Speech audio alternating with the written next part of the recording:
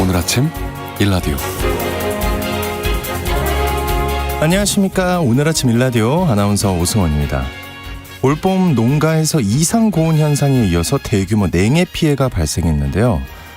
최근에도 전국 곳곳에 강풍과 폭우로 동반한 우박이 쏟아지면서 농작물 피해가 속출하고 있다고 합니다. 이런 기상재해가 갈수록 잦아지면서 농민들의 피해가 생계를 위협받을 정도로 심각하다고 합니다. 농작물의 생산량과 품질은 떨어지는데 투입해야 할 노동시간과 생산 비용이 계속 늘어나기 때문인데요. 당장 피해를 확인하는 일에도 비용이 들다 보니 아직 피해를 다 파악하지 못하고 있다는 말이 나오고 있고요. 저희 청취자들 중에도 그런 사연을 많이 보내주시는데 망가진 농작물을 다 걷어내고 힘들게 모종을 구해서 다시 파종하는 번거로운 상황들이 속출하고 있는 모양입니다. 자연재해 앞에선 속수무책 피해를 볼 수밖에 없는데요. 생계에 큰 영향을 받는 농민들을 위해 정부가 현실적인 지원 대책을 마련해야 하는 것 아니냐는 목소리가 정치권에서도 나오고 있습니다. 당장 현장에서 절실한 재해 대책뿐만 아니라 장기적으로 이상기후에 대응하는 재해 비상 대책을 세우는 것까지 정부 차원의 대책 마련이 중요해지는 시점입니다. 6월 20일 화요일 오늘 아침 일라디오 출발합니다.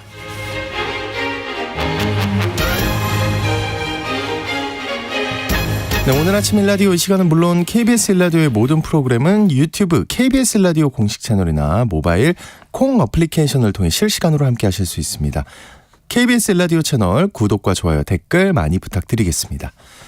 자, 화요일 시간에는 농수산 뉴스 텃밭 가이드 시간 준비되어 있고요. 장수직업 시간에는 일하지 않고 일할 의지도 없는 일명 니트족들을 위한 청년 도전 지원 사업에 대해 알아보겠습니다. 자, 청취자 여러분 참여하실 퀴즈 드립니다. 지난 주말이죠. 강릉 앞바다에서 170kg에 달하는 성인 키보다 큰 이 수산물이 잡혔는데요. 동해 앞바다에서 이렇게 큰 이 생선이 잡힌 건 아주 이례적인 일로 온난화 때문으로 추정되고 있습니다. 이 수산물은 태어나서부터 죽을 때까지 밤조차 멈추지 않고 속도 조절을 해서 유영한다는 이유로 바다의 포르쉐란 별명도 있는데요. 무엇일까요? 바다의 포르쉐.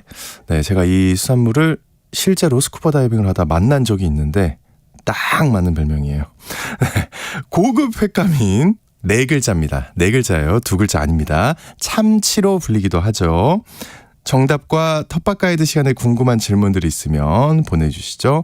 추첨을 통해 농촌진흥청에서 제공하는 웰빙 혼합 잡곡 세트를 한 분께, 향긋한 커피를 드실 수 있는 모바일 커피 쿠폰을 4분께 드리겠습니다. 방송에 참여하실 분들은 단문 50원, 장문 100원이 드는 유료 문자 샵 9730으로 보내주시기 바랍니다. 유익한 정보와 살아있는 이야기가 있습니다. KBS 오늘 아침 일라디오.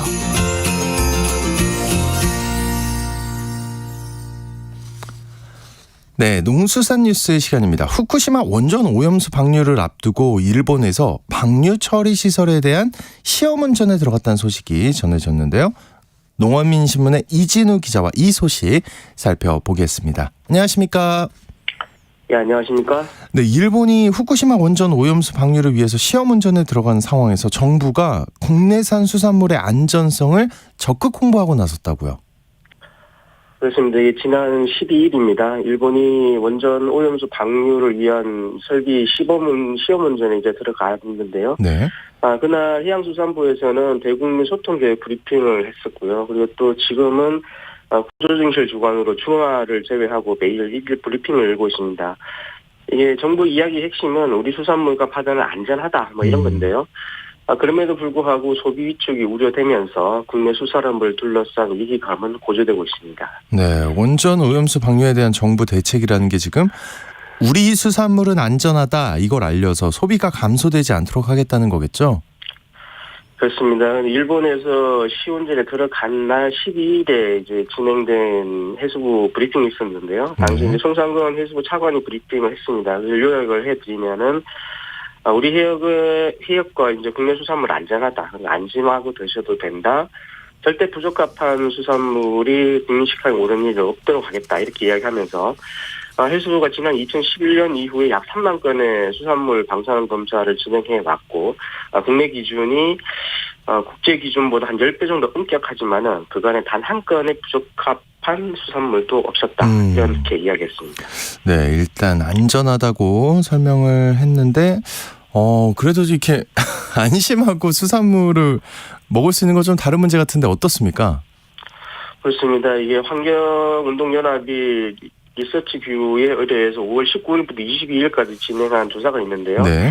이제 후쿠시마 오염수 해양 방류 관련 여론조사 결과가 있습니다. 여기에서는 일본의 후쿠시마 원전 오염수 해양 방류가 시작될 경우에 수산물 소비량에 어떤 변화가 있을 것 같으냐 이렇게 질문을 했는데요.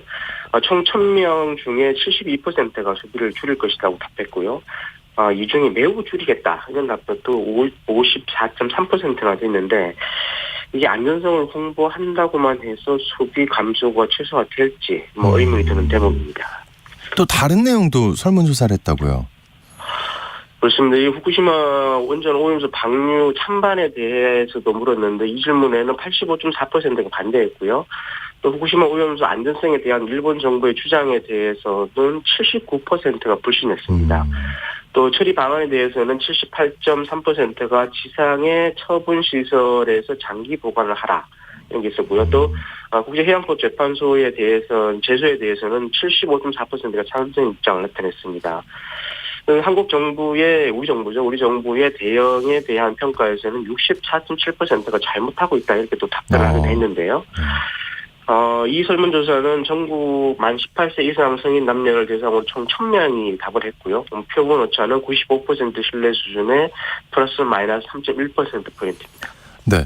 70%가 넘는 설문 참여자들이 수산물 소비를 줄이겠다고 했다면 이게 뭔가 다른 대책이 마련돼야 하지 않을까 싶은데 계획이 더 있을까요? 계획이 전혀 없는 건 아닌데요. 네. 이전 시간에도 잠깐 전해드린 것처럼 정부와 민간을 통해서 약 23만 톤의 수산물을 수매 매입하겠다는 계획을 세우고 있다는 해수부 입장이 나오기 했습니다. 이 중에 근데 3만 3천 톤 가량은 정부가 수매하는 물량이고요. 네. 나머지 물량에 대해서는 이제 민간에서 매입하도록 지원한다. 그러니까 수산발전기금을 통해서 고정금리로 연 2.5에서 3% 정도 금리인데요. 이걸 지원해서 나머지 20만 톤 가량을 민간에서 매입하도록 한다. 이런 내용이 있습니다. 근데 이게 수매나 매입을 하게 된다는 말은 소비가 급격히 줄었다는 의미인데 이자까지 내가면서 민간 업체가 그 수산물을 매입할 수 있을까요?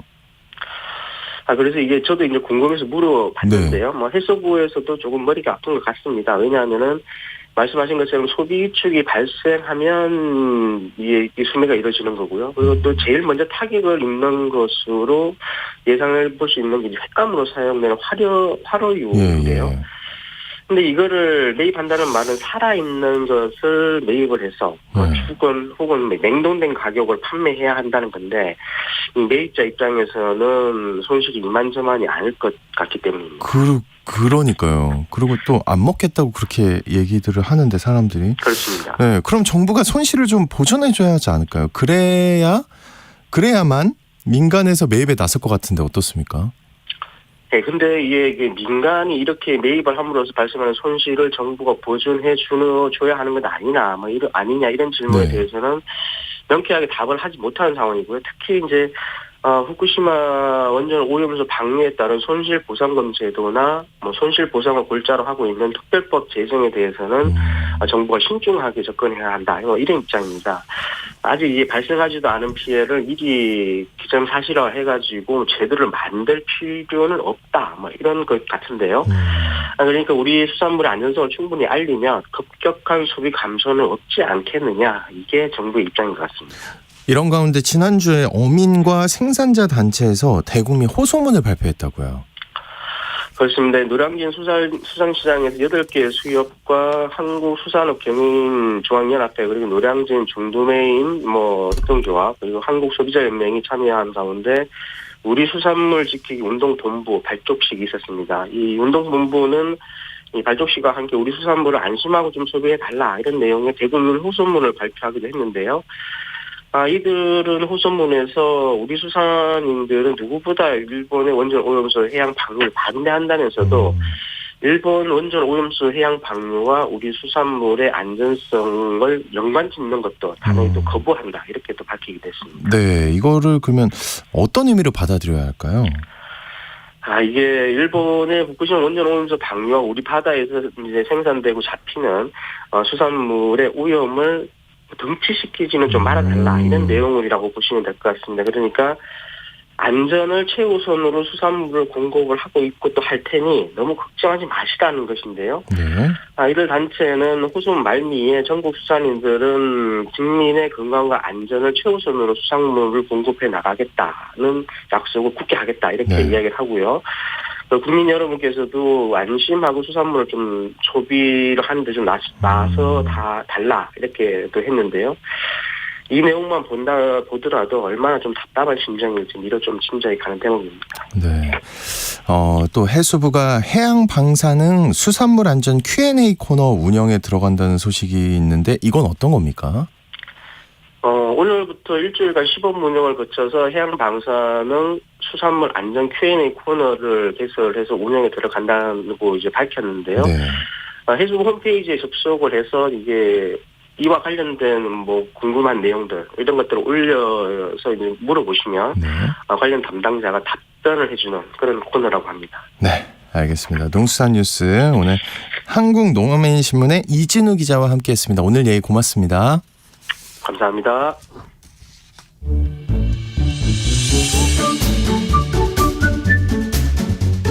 아침을 여는 기분 좋은 습관.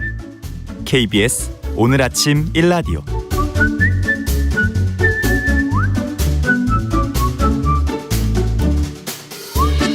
직장은 나와도 평생 직업이 필요한 시대를 위한 장수직업 시간입니다. 일하지 않고 일할 의지도 없는 청년 무직자를 나타내는 신조어가 바로 니트족이라고 합니다. 우리나라 청년 니트족은 66만 명으로 코로나로 인해 해고당한 뒤 구직 단념으로 이어졌다고 하는데요. 오늘은 그래서 니트족에게 도움이 되는 지원 정책에 대해 알아보겠습니다. 커리어 비전의 최진희 대표님 나와주셨습니다. 안녕하십니까? 네, 안녕하세요. 근데 일단 먼저 우리나라 청년 니트족이 증가하고 있다고 하셨는데 그러면 니트족과 그 외 항상 그 많이 듣는 말 있잖아요. 일본 히키코모리. 네. 이거 다른 건가요?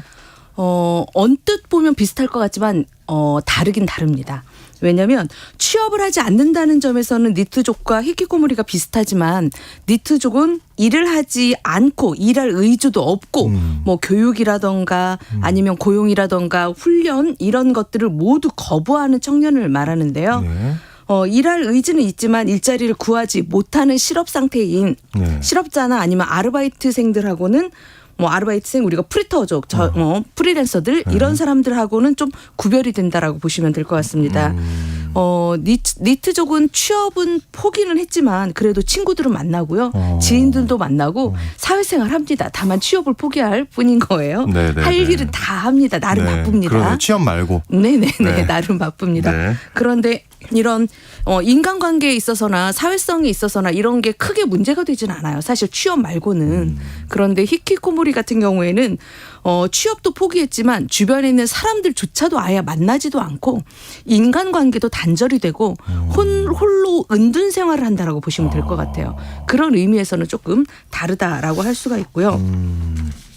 이런 니트족은 취업 의지만 없을 뿐이지 모든 건 다 정상적이다라고 보시면 될 것 같습니다.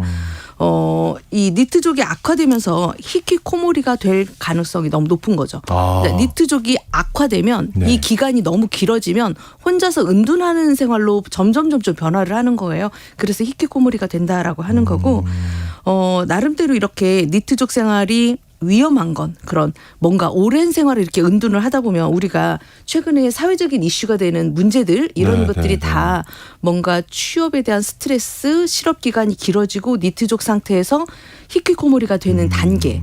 뭐 일본 같은 경우도 히키코모리의 이 사건들이 너무 많이 많죠. 나오잖아요.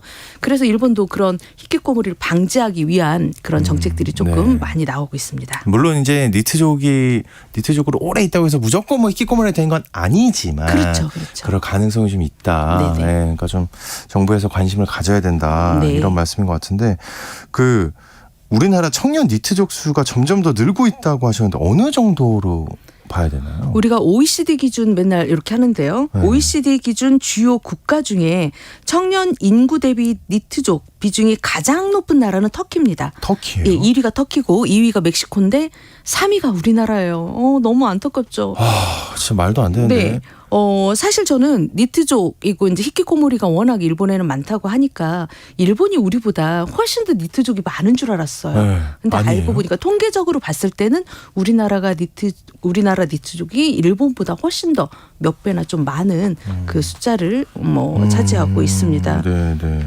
우리나라가 일본보다 니트족이 많다는 게 전 의외인데. 그쵸? 예.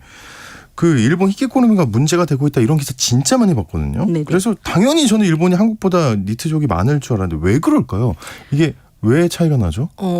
참 웃긴 질문이긴 하네요. 네. 일본은 이 니트족이라는 게 우리나라보다 더 먼저 이런 현상이 나타났었습니다. 네. 근데 먼저 나타났기 때문에 먼저 정책을 마련을 할 수가 있었던 거죠.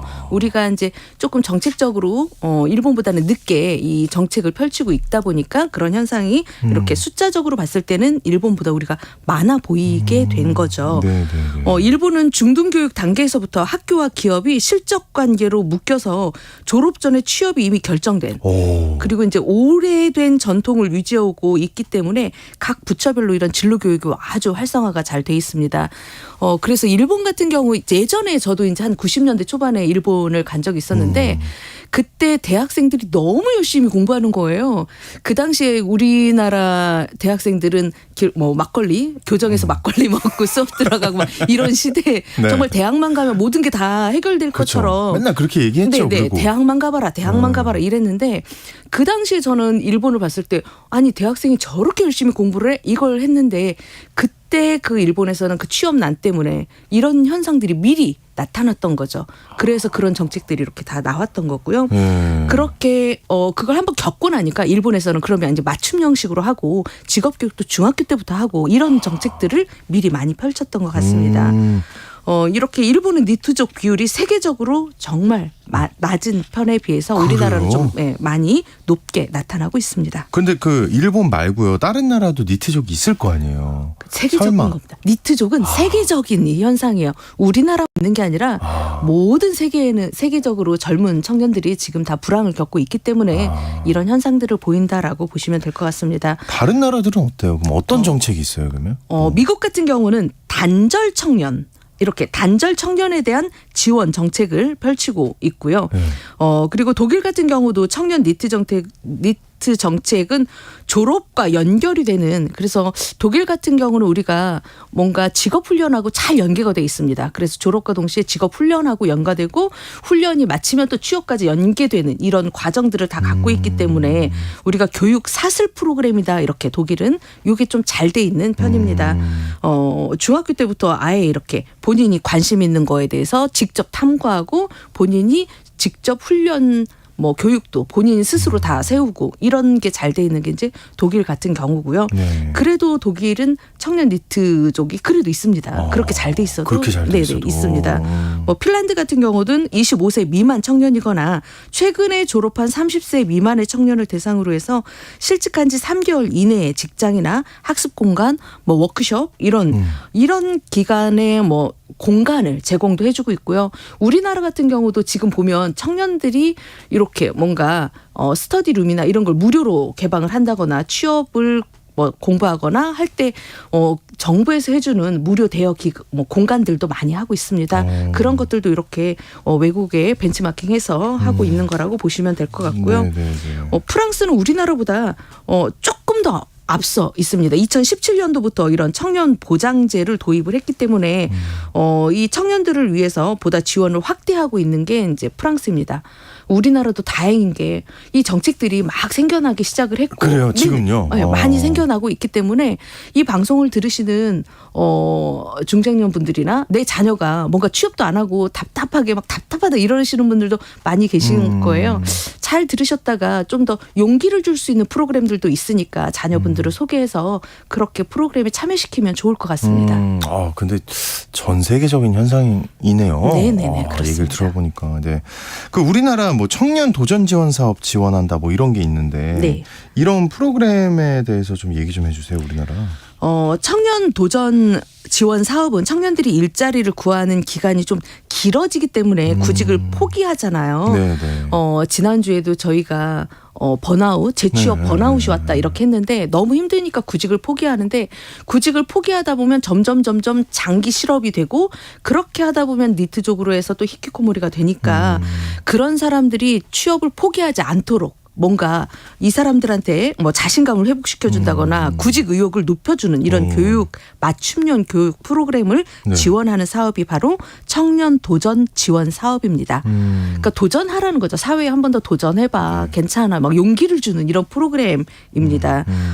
청년의 경제활동 참여와 그리고 노동시장 복귀를 도와주는 목적으로 만든 게 바로 청년 도전 지원 사업이고요. 네. 저도 어제 이 사업에 가서 청년들을 대상으로 강의를 하고 왔습니다. 그런데 이제 잘하셨네요. 네, 일반적으로 우리가 하고 있는 뭐 이력서 특강, 면접 특강 이게 아니라 이분들한테는 자신감을 부여해 주는 거야. 너 할 수 있어. 사회에 나와도 충분히 할 수 있고 이제까지 잘 버텨왔고 잘 자라왔어. 막 이런 용기를 심어줄 수 있는 그런 프로그램들이 있기 때문에 이게 뭐 취업 교육이다 이렇게 보시면 안 될 것 같아요. 뭔가 자존감을 회복시켜주고 하는 그런 프로그램으로 보시면 될 것 같습니다. 네. 이 청년 도전 지원 사업 지원 프로그램에 대해서 좀 얘기를 해주시는 게 어떨까요? 네. 이런 청년 도전 지원 사업은 2021년도에 2년 전에 시범 사업으로 도입이 됐었습니다. 2022년 작년에는 이 사업에 참여한 지자체가 14개에서 28개로 거의 배로 뛰었죠. 네. 참여한 청년의 수도 3,287명에서 5,795명으로 약 76.3% 늘어났습니다. 2년간 참여한 구직 단념 청년 총 9,082명 중에 5,335명인 약 60%가량이 취업이나 창업, 직업훈련 그리고 국민취업지원제도 등 이런 경제활동을 참여하는 성과를 내기도 했습니다. 좋네요. 너무 네. 괜찮죠. 네. 그래서 우리가 이런 것만 잘 알아두어도 뭔가 나도 해볼 수 있을 것 같아 이런 용기를 줄 수 있으니까. 굉장히 성공적이네요. 네네. 네. 많이 성공적입니다. 네. 지금도 이제 더 확대돼서 펼치고 있습니다. 올해는 이런 단기 프로그램과 그리고 중장기 프로그램을 합쳐서 총 8,000명을 지원을 하고 있습니다. 청년 도전 지원 사업은 우리가 단기 프로그램, 중장기 프로그램으로 이렇게 나뉘어지고 있는데요. 이 프로그램에 참여하면 수당도 줍니다. 그래서 예. 이 아마 수당을 받으려고 오시는 분들도 계시기는 해요. 그래도 갔으면 좋겠어요. 그렇죠. 네. 수당 때문에 왔는데 마인드가 바뀌는 해보니까. 거죠. 네. 네. 막상 와보니까 이게 바뀌어서 훨씬 더 좋은 만족도가 좋게 많이 나오고 있습니다. 처음에 단기 프로그램은 1, 2개월 정도 실시를 하는데 이 단기 프로그램에 참여를 하면 수당 50만 원을 받으실 수가 있고요. 또 5개월 이상 중장기 프로그램을 수료하면 참여 수당과 또 인센티브 등 합해서 최대 300만 원까지 수령을 하실 수가 있고 이 중장기 단기 프로그램을 마치고 나면 또 국민 취업지원 제도나 취업하고도 또 연계를 해드려요. 그렇기 때문에 적극적으로 좀 참여를 하시면 네. 좋을 것 같습니다. 네. 그런데 이제 아무나 참여를 할 수는 없습니다.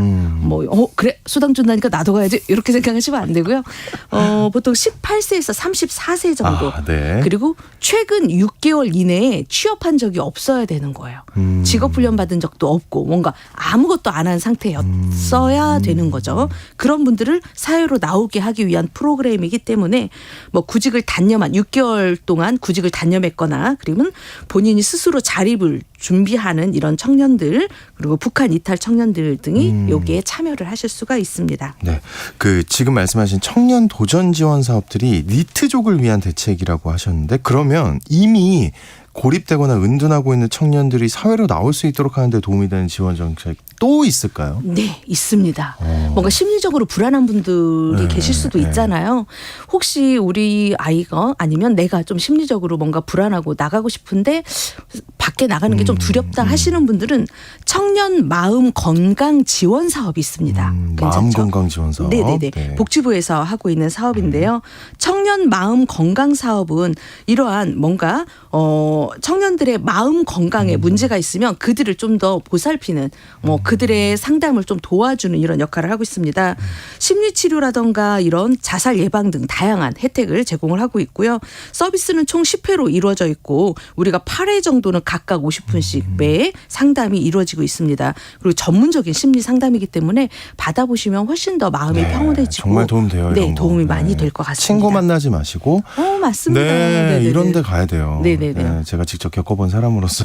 그렇습니다. 네네네. 그렇군요. 또 정부에 의해서 최근 기업에서도 니트족들을 위한 지원책을 보이기 시작했다고요. 네, 더 많은 기업들이 참여했으면 좋겠는데요. 최근 아모레퍼시픽 공감재단에서 이런 서울시하고 함께 청년들의 마음 건강을 위해 이런 업무 협약을 맺었습니다. 그래서 이 아모레퍼시픽 공감재단도 마찬가지로 청년들한테 뭔가 정책적인 데 참여를 우선적으로 참여할 수 있는 기회를 준다던가 아니면 마음 건강 행사를 할 때 서울시하고 같이 뭐 상호 협력하에 한다던가 참여자들이 진로를 탐색하는 데 좀 도움을 준다던가 이런 협력을 골자로 해서 협약을 체결했기 때문에 더 많은 기업들이 참여를 한다면 우리 청년들한테 큰 힘이 되지 않을까 생각을 합니다. 네, 정말 그래 줬으면 좋겠습니다. 기업들이. 네. 자, 오늘 창수직업 시간에는 니트족들을 위한 정부와 기업 지원 정책에 대해서 얘기 나눠봤습니다. 지금까지 커리어비전의 최진희 대표님과 함께했습니다. 오늘 고맙습니다. 네, 감사합니다.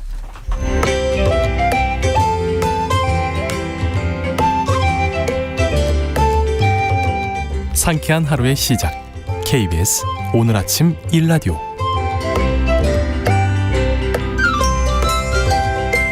도시 농부들의 텃밭 가이드 수원 씨앗도서관의 박영재 관장님과 함께합니다. 안녕하십니까? 네, 안녕하세요. 네, 오늘 여러분 텃밭과 관련해서 궁금한 점이 있으시면 단문 50원, 장문 100원이 드는 유료 문자 샵 9730으로 지금 바로 문자 보내주시기 바랍니다. 정말 성실하고 자세하게 답변 드리도록 하겠습니다. 폭염인 것 같아요. 이제 와 진짜 덥습니다. 어떠셨습니까? 네, 어제 좀 더 타신 것 같은데. 네, 탔죠. 네. 머리가 정말 지글거릴 정도로 네. 아주 뜨거워서 한낮에는 집으로 도망을 갔다가 잘하셨습니다. 네, 저녁에 다시 밭 들어갔습니다. 요즘 밭 주변에는 계란을 후라이해 놓은 것 같은 꽃이 이렇게 피어 있는데요. 네. 이게 이제 망초꽃이라고 합니다. 밭에 보통 망초꽃이 피면 농사 망한다고. 오, 그래요? 네, 이렇게 얘기하는데 사실 망초라는 이름은 그래서 망한다의 그 망 설마? 예. 아, 예. 근데 사실 망초라는 이름은 구한말 조선이 망해갈 때 해외에서 들어온 식물이라서 붙여진 이름이라고 합니다. 네. 우리가 일반적으로 풀이라고 하는 것은 잡초를 의미하지만 풀의 고대 우리말은 바 또는 밭이라고 네. 했다고 합니다. 바가 현대어로 바뀐 것이 이제 우리가 키우는 작물인 파이고요. 네. 그리고 밭이 이제 풀이 자라는 밭이 되었습니다.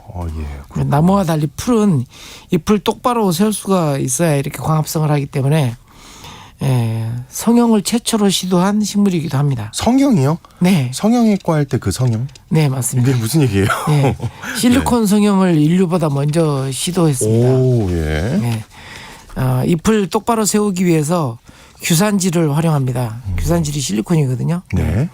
풀잎을 햇볕에 비춰보면 이렇게 주변부가 이렇게 반짝반짝 빛나는데 그게 이제 규산질인데요. 장갑을 끼지 않고 맨손으로 이렇게 풀을 잡아 뜯으면 손을 베어 피가 나기도 합니다. 오, 네. 네. 그래서 벼농사나 보리, 밀과 같은 작물을 심을 때 별도로 규산질 거름을 이렇게 하는 이유도 햇볕을 잘 받아서 광합성을 잘 해야 수확량이 많아지기 때문에 이삭거름이라고도 합니다. 성형물질이지 식물이나 동물과 같은 생명체에게 체내 대사 활동을 맡아서 하는 것은 아니기 때문에 보통 이제 초식동물들이 풀을 먹고 보통 배설을 해버립니다. 이런 배변들이 이제 하천을 통해서 바다로 흘러가서 크릴새우를 키웁니다. 그래서 이 크릴새우를 먹고 자라는 삼치, 고등어와 같은 경골 오류들이 나타나게 됩니다. 식물이 성형을 하기 전에 바다 생태계는 오징어, 가오리, 홍어, 상어와 같은 연골 오류들이 대부분이었지만 식물이 이렇게 규산질을 활용하게 되면서 바다 생태계를 바꿨습니다. 이건 처음 알았네요. 네. 풀이라고 하는 식물의 등장으로 우리의 식탁에 드디어 이제 갈치라든지 조기라든지 이런 견과류와 같은 생선이 등장하게 된 겁니다. 네, 풀이 생선에 미치는 영향이라니 이게 진짜 확실히 우리가 항상 듣던 모든 생태계는 연결돼 있다 이 말에 실감하게 되는데 네, 그렇죠. 보통 벼 이삭거름으로 활용하는 것도 규산질 거름이라고요? 네, 맞습니다. 그리고 또 콩 농가에서도 콩 꼬투리가 달리기 시작할 때 이 규산질 비료를 뿌리면 네. 콩알이 잘 자랍니다. 네. 그 이유는 규산질 비료에 포함된 칼슘 성분 덕분인데요. 네. 그리고 이런 규산질 비료는 인삼 비료의 흡수를 이렇게 막아서 고구마 거름에도 활용이 됩니다. 인삼 거름 때문에 고구마가 많이 달리지 않고 한두 개가 굉장히 커지는 네. 그런 현상을 막아서 주먹만하게 먹기 좋은 크기의 고구마가 여러 개 달리게 하는 역할을 하게 됩니다. 야, 그것도 의도할 수 있는 거였네요. 네. 전 처음 알았는데 그 풀들은 가장 잘 자라는 시기가 지금 같은 더울 때라고 들었습니다. 맞죠? 네, 풀들은 더위가 한창인 때 너무 잘 자랍니다. 풀씨에 가까운 작물들의 씨앗을 보통 발화시키려면 열탕에 담그거나 불에 살짝 거슬려서 이렇게 파종을 하게 됩니다. 그 이유는 들에서 자연스럽게 발생하는 들불이 나면 경쟁자들이 불에 타서 제거되기 때문에 자기가 나설 차례라고 느끼고 발화를 준비하기 때문입니다. 이야, 네.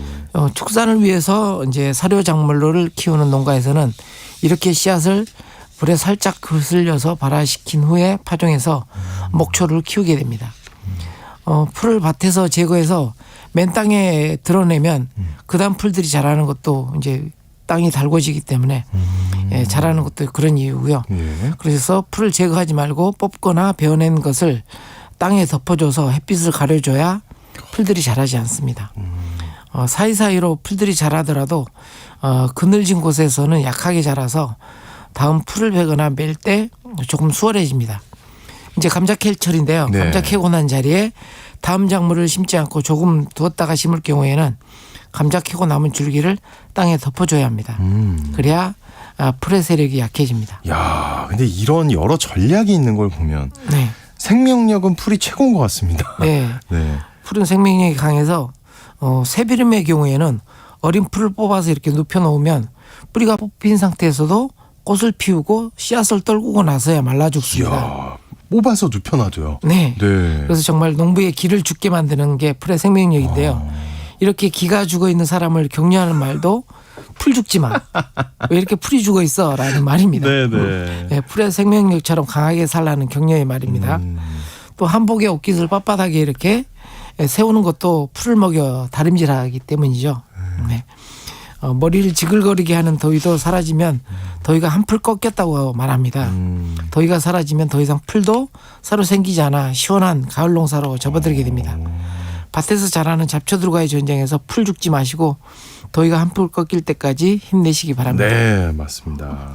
예, 풀의 고대어가 바이고 이것이 파생된 작물 이름이 파라고 했습니다. 네네네. 그나저나 관장님이 선물을 주실 거라고요. 네. 어떤 선물을? 예. 오늘 말씀드린 이제 작물 파를 이제 선물을 해드릴 텐데요. 오, 예. 7월 청취율 조사 기간에 맞춰서 조선파 씨앗을 신청하신 청취자분들 중에서 추첨해서 발송해 드릴 예정입니다. 샵 9730인가? 네. 단문 또, 50원, 네. 장문 100원. 네. 네. 청취자 게시판이나 장문 문자를 통해서 신청과 함께 주소를 남겨주시기 바랍니다. 이야, 대단하십니다. 네, 청취율 조사 기간까지 신경 쓰시고. 하여튼 우리 청취자 여러분 많은 참여 부탁드리고요. 청취자분들이 보내주신 질문 살펴보겠습니다. 지난주에 미처 답변 못해드린 질문부터 살펴볼게요. 568 하나님, 저는 올해 텃밭에 비트 좀 파종해서 식재료 만들어 먹어보려는데 비트의 효능과 파종 시기, 수확 시기 등등 궁금한 점이 많습니다. 관장님 조언 부탁드려요 하고 보내주셨어요. 네, 비트는 이제 붉은색을 내는 칼라푸드죠. 예. 네네네. 그래서 이제 붉은색 색소 음식으로 굉장히 유명하고요. 네. 비트는 사실은 아무 때나 파종해도 잘 자랍니다. 네. 그리고 또 비트도 종류가 많죠. 그래서 빨리 자라는 것, 또 늦게 자라는 것. 그래서 지금 파종하실 시기도 해당됩니다. 오, 네. 괜찮다. 네. 그리고 네. 수확 시기는 이제 보통 가을쯤에 많이 수확을 하죠. 이게 뭐 비트가 몸에 좋다고 되게 많이 들었는데 뭐 그러겠죠? 네네. 네. 칼라푸드로 붉은색이니까 네. 아무래도 그런 붉은 색소를 내는 그런 기능성 물질들이 들어 있습니다. 네. 8682님, 감자알을 크게 키우려면 꽃대를 다 따주는 게 맞나요? 하고 보내주셨어요. 네. 아마 이제 감자 키하는 철인데요. 네. 지금 이제 꽃대가 있다고 하더라도 꽃대가 보통 이제 다른 작물들 같은 경우는 양분을 굉장히 많이 가져가거든요. 그렇지만 감자는 상대적으로 그렇게 꽃이 빈 꽃이라서 씨앗을 맺지 않거든요. 그래서 그렇게 수확량에 큰 지장을 주지는 않습니다. 아, 그래요? 예, 제가 실험을 해봤는데요. 수확량에 별 차이가 없더라고요. 그러면 다 안 따줘도 되는 거예요? 네. 예, 알겠습니다. 근데 그럼에도 다 따주면 좋긴 해요? 큰 차이 없다? 네, 큰 차이는 없습니다. 네, 알겠습니다. 꽃도 보시고. 예. 3857님, 작은 텃밭에 오이 심었는데요. 아랫잎 두어장이 끝이 말라갑니다. 왜 그런 걸까요? 하고 보내주셨어요. 네. 작물들을 심으면 초기에는 모든 잎들이 역할을 하지만 이게 꽃이 피고 열매를 맺으면서 꽃 밑에 있는 잎들은 되게 이제 그 역할을 못하게 됩니다. 오히려 그 광합성한 영양분을 빼앗아가는 역할을 괜히 하거든요. 빼앗아가는 거예요. 예. 네. 그래서 항상 열매 맺히는 밑에 잎들은 따주는 게 좋습니다. 이렇게 오이 잎이 말라 들어간다는 얘기는 그쪽에서 이제 양분이 비축되고 있다는 뜻이기도 하고 네. 그쪽에서부터 이렇게 병들이 이제 들거든요.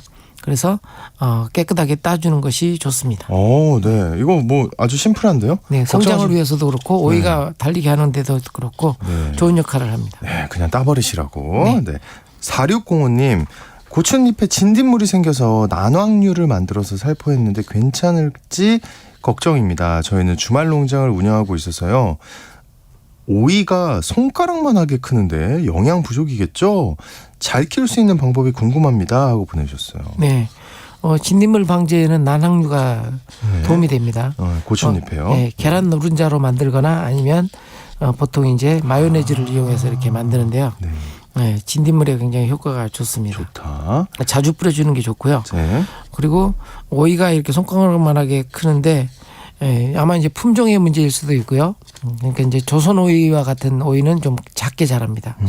그리고 요즘 나오는 다다기 오이는 좀 크게 자라죠. 네. 네. 근데 이제 보통 문제는 영양 부족이 아니라 물 부족일 수 있습니다. 그래요? 네, 오이 작물들은 굉장히 물이 많이 필요하기 때문에 뭐 오이라든지 작물들이 자라는데 이렇게 작게 자라거나 아니면 구부러져서 이렇게 자라는 경우 오이도 이렇게 구부러지죠. 네. 네, 이런 것은 대개 물 부족 현상입니다. 그래서 물을 충분하게 이렇게 주실 필요가 있다. 이렇게 네. 말씀드릴 수 있습니다. 네, 물을 많이 주셔야 된다. 네. 0419님, 넝쿨 호박 지금 심어도 되나요? 하고 보내주셨어요. 네. 오이와 호박 같은 이제 넝쿨 작물들을 되게 이제 좀 늦게 심으시는 분들이 계신데요. 보통 이게 지금 심으면 이제 가을쯤에 이렇게 수확을 할 수 있으니까 지금 심으셔도 됩니다. 네, 지금 심어도 된다. 1269님, 감자를 3월 26일에 심었는데 꽃이 피질 않아요. 주변 밭은 감자꽃이 만발했는데 저는 뭐가 문제일까요? 앞으로 어떻게 해줘야 하나요? 꼭 좀 알려주세요. 하고 보내주셨어요. 네. 꽃이 안 피면 좋은 거 아닌가요? 아까 앞에서도 말씀드렸지만. 근데 지금 경쟁의식을 느끼고 계신 거예요. 네. 주변은 폈대잖아요. 지금. 네. 네. 감자꽃은 안 피는 종류도 있습니다. 그래서 아마 심으신 종류가 꽃이 안 피는 종류로 이렇게 만들어진 씨감자일 수 있습니다. 걱정하지 않으셔도 됩니다. 네, 걱정하지 않는 걸로 그냥 꽃 구경은 주변에서만 하시는 걸로. 네. 1856님, 하우스 토양 염류 현상이 심각한데 이에 대한 해소 방안이 궁금합니다. 뿌리 성장이 안 되고 모종 상태 그대로 지속되고 있어요. 하고 보내주셨어요. 네, 하우스 시설 같은 경우는 작물이 활용하지 못한 거름 성분이 염류 형태로 집적이 됩니다. 그래서 보통은 이제 이 염류를 다 걷어내고 다시 이제 농사를 지어야 되는데 이렇게 하얗게 끼어 있어서 소금이 앉은 것처럼 되어 있는데 보통 이제 흙을 다시 갈아서 복토를 한다든지 또는 이제 염류를 쫙 뽑아낼 수 있는 작물, 예를 들어서 옥수수와 같은 그런 작물들을 심으면 토양에 집적된 염류를 쫙 뽑아냅니다. 그래요? 예. 또 이제 대단위로 이렇게 하우스를 하는 농가에서는 그 밭을 런으로 바꿉니다. 그래서 벼를 심거나 이렇게 해서 논작물을 심은 다음에 다시 밭으로 활용하는. 예, 그래서 답전윤환이라고 그러는데 네. 농과 밭을 이렇게 왔다 갔다 하는. 돌려짓기를 하는 형태죠. 예. 그렇군요. 아유, 질문이 더 있는데 시간 관계상 오늘 여기서 마무리해야 될 것 같습니다. 오늘 답변 못 드린 질문들은 여러분 걱정하지 마십시오. 다음 주에 답변을 드리도록 하겠습니다. 텃밭 가이드 시간, 지금까지 수원 씨앗도서관의 박영재 관장님과 함께했습니다. 오늘 고맙습니다. 네, 감사합니다. 네, 오늘의 퀴즈 정답은 참다랑어입니다. 7437님, 참다랑어 6512님도 보내주셨고요. 0803님, 참다랑어입니다. 매일매일 잘 듣고 있습니다. 하고 보내주셨어요. 네, 3109님, 우리 마누라가 제일 좋아하는 참다랑어. 우리나라에서도 많이 잡혔으면 좋겠네요. 하고 보내주셨는데, 네, 과연 좋은 일인지는 모르겠지만 어쨌든 여러분 아까 말씀드렸지만 오늘 모두 풀 죽지 않는 하루 되시길 바라면서 내일 다시 전 돌아오겠습니다. 안녕히 계세요.